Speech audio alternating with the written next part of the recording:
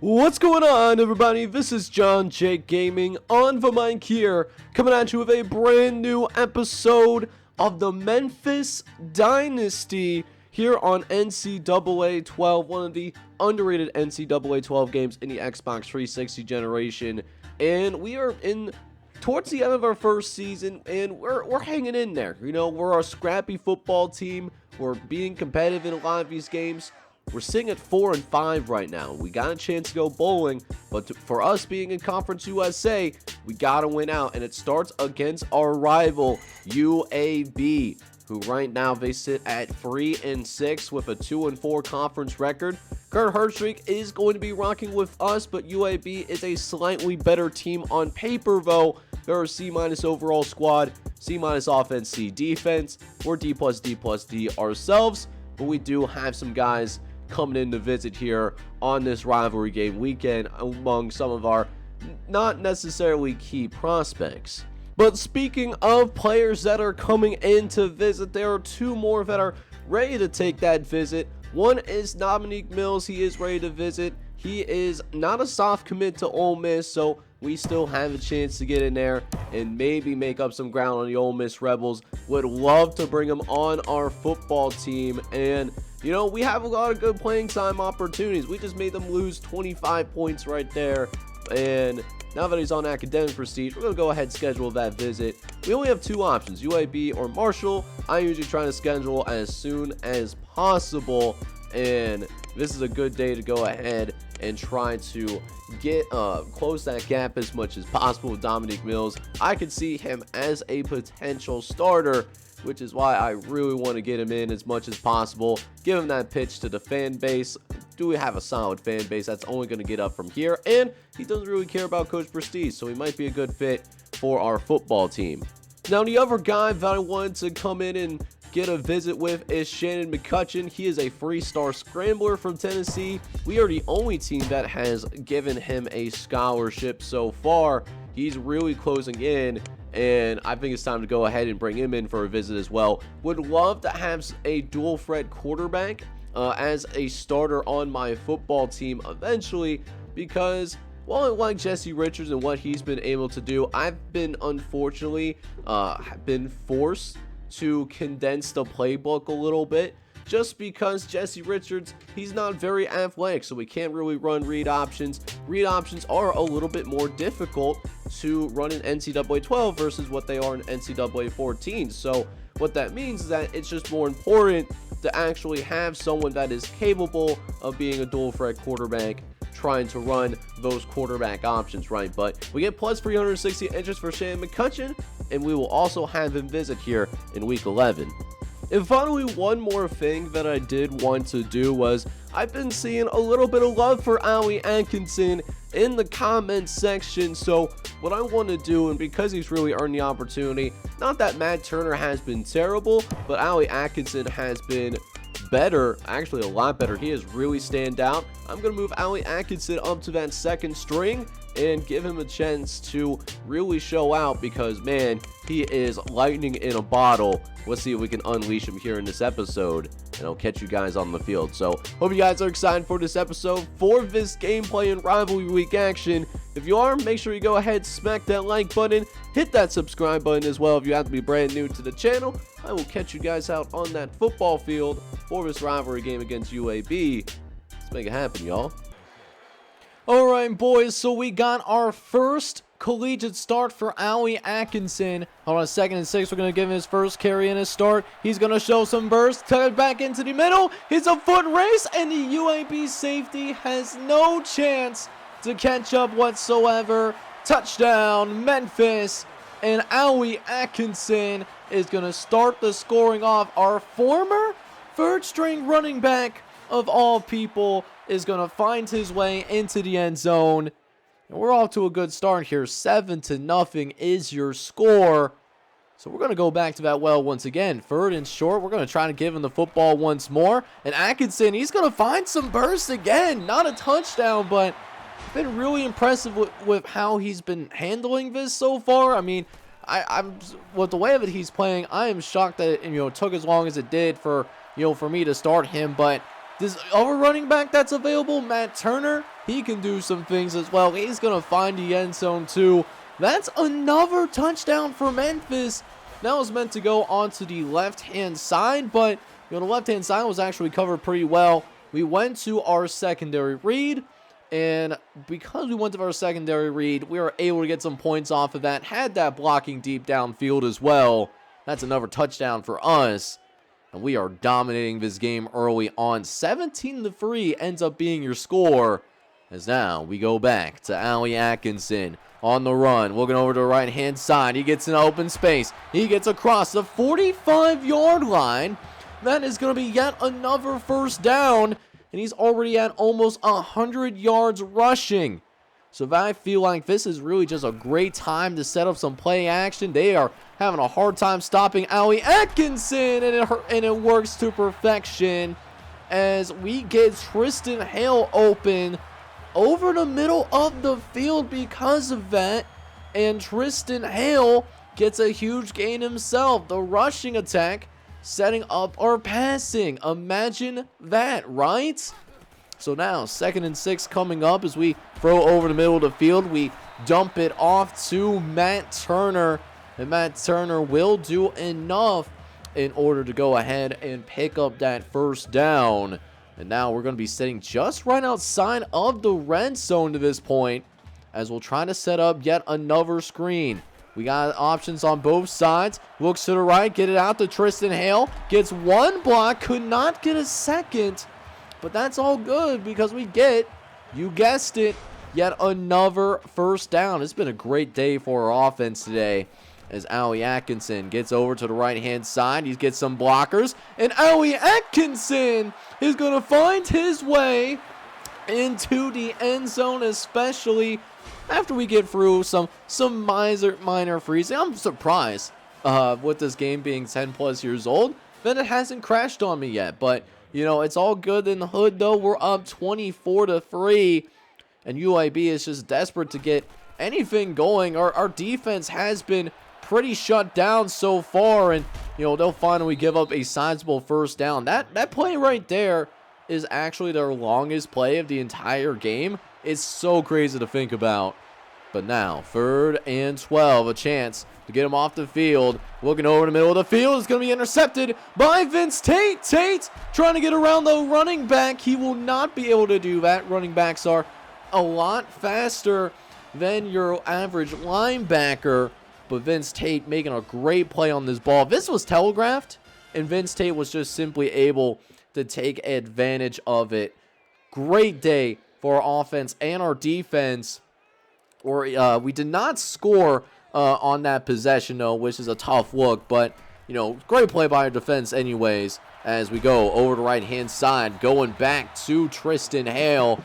And Tristan Hale will do enough in order to pick up that first down. Nice job to move the sticks. He's now got 5 catches for 77 yards. 2nd and 3, a couple plays later, though. We go play action once again. Richards throws to the right-hand side, gets some time to work with, and eventually finds Cody Oliver going for the first down. Again, moving those chains. Another 1st and 10. Richards dropping back, looks to the right-hand side. He's got Washington. Craig Washington, the true freshman, opens up this lead even further. Touchdown, Memphis. And the Tigers, we are roaring today, baby. 31 to just 6 on the other end. Can we keep it up for a whole 4 quarters? Because if we do, one thing that we can certainly do is we can get our backups in this game, get them some valuable playing time, something I certainly value, as this ends up getting intercepted to Tommy Myers coming up into the air. Huge play again. All things considered, could it be considered an arm punt? Yeah, probably could, but it still looks better on that stat sheet, having an interception instead of a pass deflection, which, in my mind, and y'all let me know if you feel the same way too, pass deflections are a nice way of saying you dropped the football, just for defenders, right? Because defenders don't have as good hands as offensive players. We're just going to keep it real. But we do dump it off to Brian Kidd off of the interception. we will pick up yet another first down. We are across the 50-yard line. We are threatening to put up some more points here on the scoreboard. We'll see if we can do just that, as we do eventually run into a 3rd and short. Gotta see if we can pick things up here on the ground. Richards looks over in the middle of the field, and oh, it's dropped by Cody Oliver. That's a surefire first down, but you know what? So great Uncle Sam's once said, scare money, it does not make any money. So we're going to go for it here, 4th and 2. We got our quarterback in shotgun. We're looking over the middle of the field, and we do end up finding our true freshman, Craig Washington. That's good for the first down as well. So now, on the move once more. We've got our passing game going. Richards looks over the right-hand side. He's got an open man in James Pittman. And Pittman is just going to make sure that we are going to be up by 30-plus points. Not to mention Jesse Richards in this game is also going to set that school record for most passing touchdowns in a single season. And this was a rivalry game too, something that I did not gloss over whatsoever. Battle of the Bones trophy. I didn't realize that was a trophy, but we do win this rivalry game 51-6 and make a record possible. So you want to talk about the burst that Ali Atkinson gave us? I mean, I usually don't start with the running backs, but he's our first 100-yard rusher of the entire season. 24 carries, 127 yards, and a touchdown.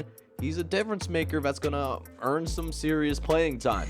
Now, even in the passing game, though, you know, it was a lot about Ali Atkinson, but Jesse Richards did his thing too. 25 for 32, 413 yards, 4 touchdowns, no picks. We also got DeMarcus Mason in there. He was 4 for 7, 44 yards, and a touchdown in the 4th quarter. The receivers also did a really good job catching the football. This was the best game I think we've had as a team all season, and it definitely showed. Tristan Hale had 7 catches for 143 yards.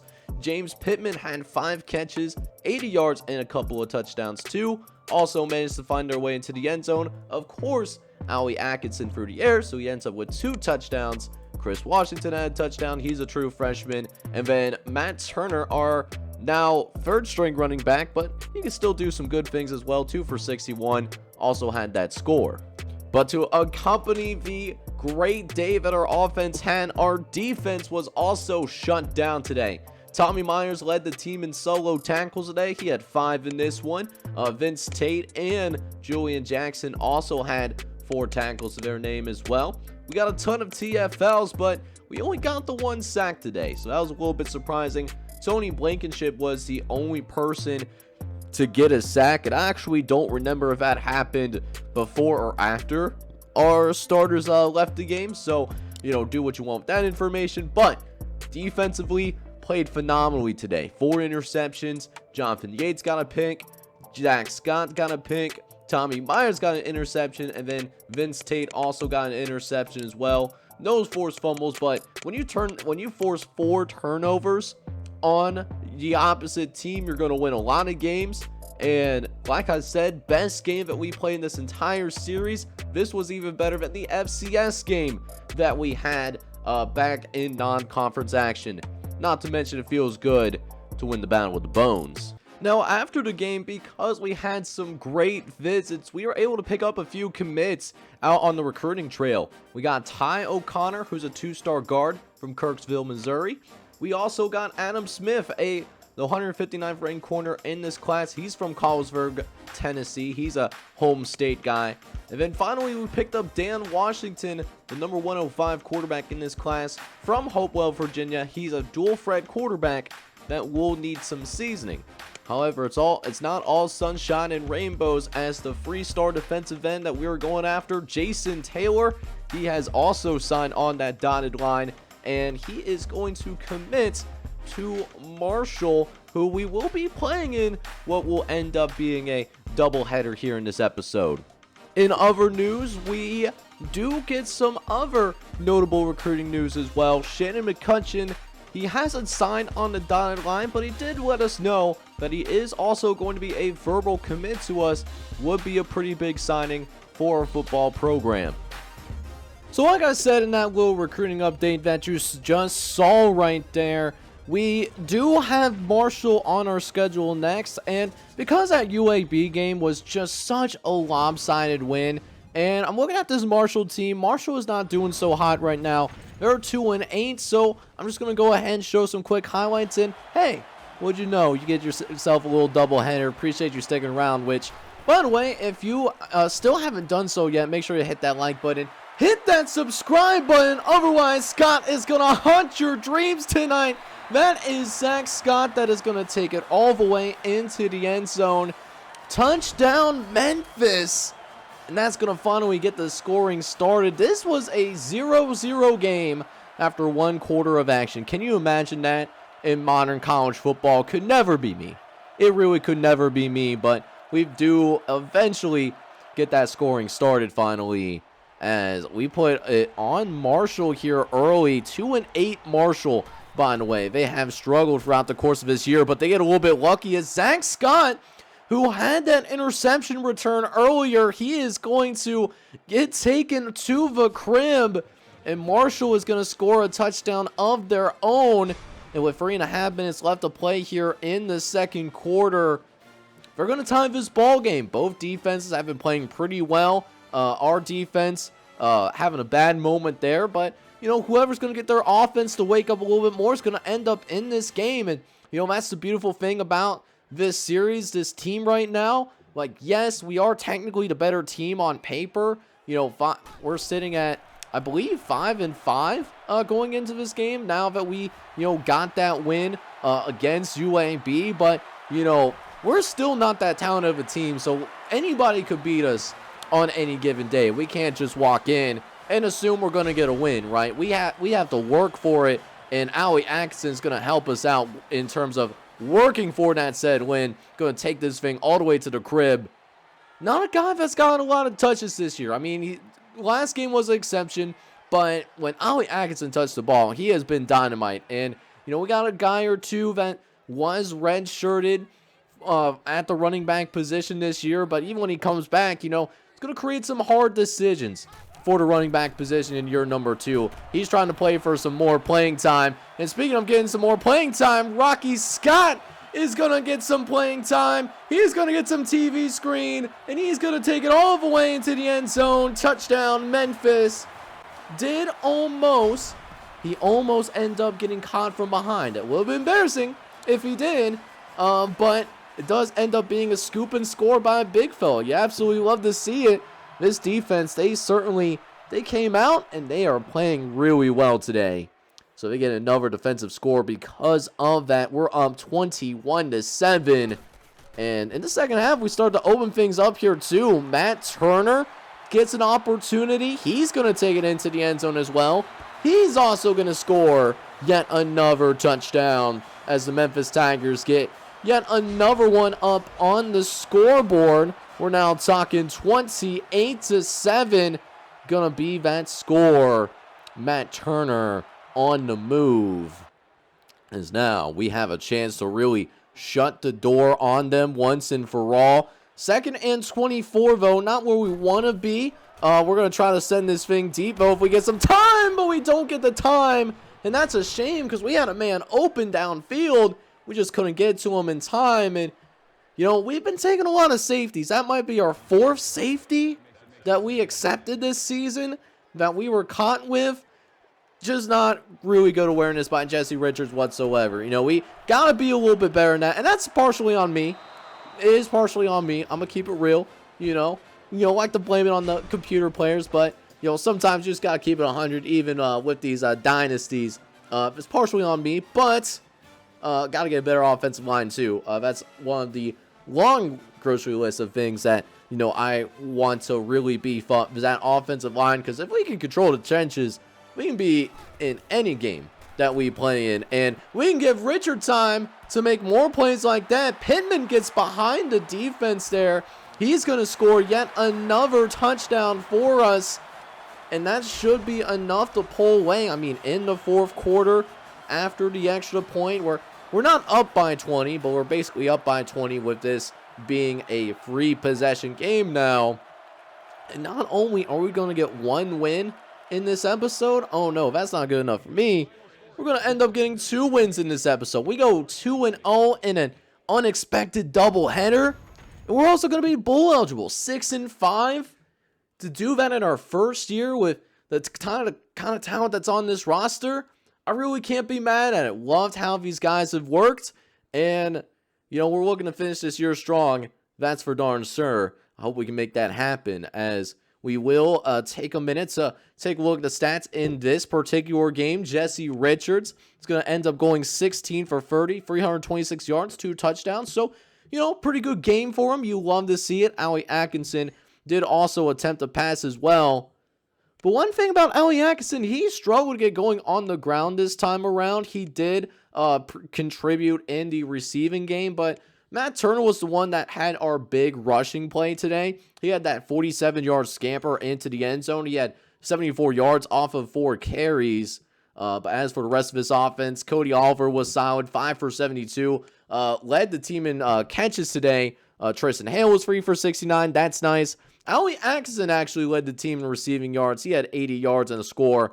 Pittman had 70 and also that touchdown to go with it. Meanwhile, on the defensive side of the football, Vince Tate did lead the team in tackles today. He had 7 total tackles in this performance. And not only did Vince Tate get a few TFLs, get some guys behind the line of scrimmage, also ends up getting a couple of sacks. We got to his quarterback a lot today. We got him a ton of times. That's why you didn't really see many offensive highlights of Marshall in this one. They were just having a really hard time getting the football moving. And Zach Scott does get the interception. I thought he had the forced fumble, but I was mistaken. There was somebody else that did actually have the forced fumble, and it was actually Rocky Scott that had that defensive touchdown. So 2 defensive touchdowns for us. You love to see it. But after this particular game, Shannon McCutcheon has seen enough, and we get ourselves the quarterback of the future. Shannon McCutcheon's going to sign on the dotted line, the number 77 quarterback in the high school ranks. He's coming to Memphis. He's a solid 3-star, and I really like his size as well, and should bring that dual threat ability to be able to fully unlock our offense. So this episode gets us 2 wins. We're at 6-5, but considering we are in a smaller conference and one of our wins is against an FCS team, that's what makes this final game of the regular season so much more important. Next episode, we will take on one of our rivals, Southern Mississippi, the home of Brett Favre. And this is going to be a challenge. 8-3. They're better than us. We're going on the road as well. And it's a must-win for us if we want to really secure a bowl bid here in year number 1. So it's going to be a battle, man. And it's a battle that I am extremely excited for. If you're excited for it as well, though, I need you guys to do me a huge favor. Smack that like button. And then, of course, hit that subscribe button as well. If you do happen to be brand new, this is John J. Gaming on the mic signing off. Hoping you're all out there having a good one. Take care, everybody.